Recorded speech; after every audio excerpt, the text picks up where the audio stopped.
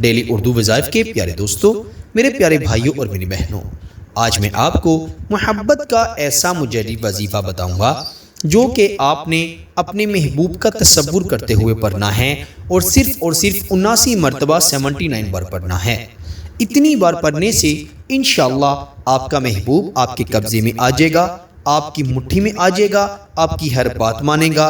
اگر آپ اس کو شادی کے لیے کہتے ہیں تو وہ بے چین ہو جاتا ہے، وہ بات کو ٹال دیتا ہے۔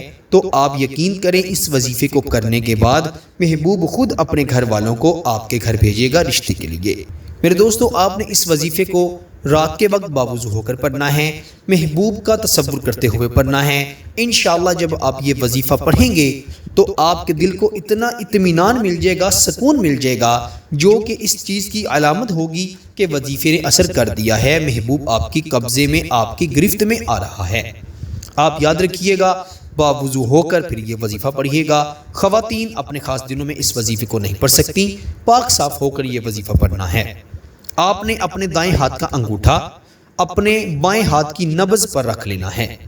آپ وہاں پر اپنا انگوٹھا رکھیں اور 3 مرتبہ درود ابراہیم پڑھیں، پھر 79 مرتبہ 79 ٹائم آپ یا قابضو اللہ کا نام پڑھیں، یا قابضو یا قابضو یا قابضو، اپنے محبوب کا تصور کرتے ہوئے۔ پھر انگوٹھا رکھے ہی جب 79 بار پورا ہو جائے تو انگوٹھا اٹھانے سے پہلے ہی 3 بار اپنے محبوب کا نام لیجئے گا اور 3 مرتبہ درود ابراہیم پڑھیے گا، اور انگوٹھا رکھے ہی آپ اپنے بائیں ہاتھ پر اور اپنے دائیں ہاتھ کے انگوٹھے پر یا ہاتھ پر پھونک مار دیجئے گا، دم کر دیجئے گا۔